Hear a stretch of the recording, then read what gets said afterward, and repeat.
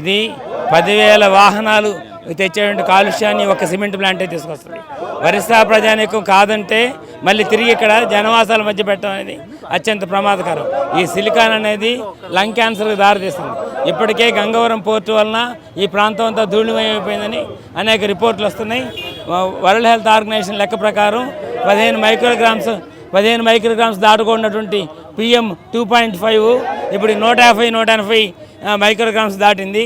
ఈ cement plant వస్తే 280-300 PM 2.5 300 micrograms వరకు వెళ్తుంది.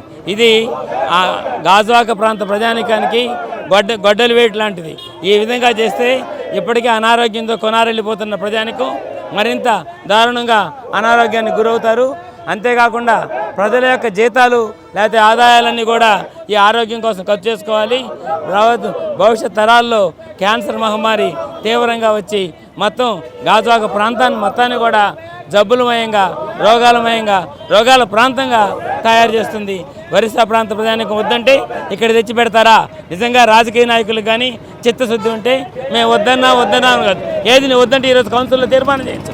ఏది నువ్వు వద్దంటే ముఖ్యమంత్రికి ఇది రద్దు చేసేంత వరకు నేను ప్రజల తరఫున పోట్లాడతానని చెప్పని తెలియజేయి. నువ్వు బహిరంగ వచ్చి ఈ ఉద్యమాన్ని నాయకత్వం వహించి నువ్వు ఈ ఉద్యమాన్ని నడిపించాలి. కానీ ఏదో మామూలు సామాన్య ప్రజల్లాగా నేను వద్దంటున్నాను, లేకపోతే వస్తే ఉద్యోగాలు వస్తాయి, ఇటువంటి ప్రకటనలు పనికిరావు.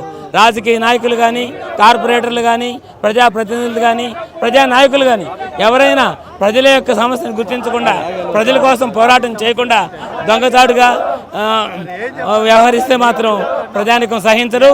ఈ ఉద్యమం ఆగదు. అంబుజా సిమెంట్ ప్లాంట్ అనుమతులు రద్దయిందాక ఈ పోరాటం సాగుతూనే ఉంటుంది మిత్రులారా.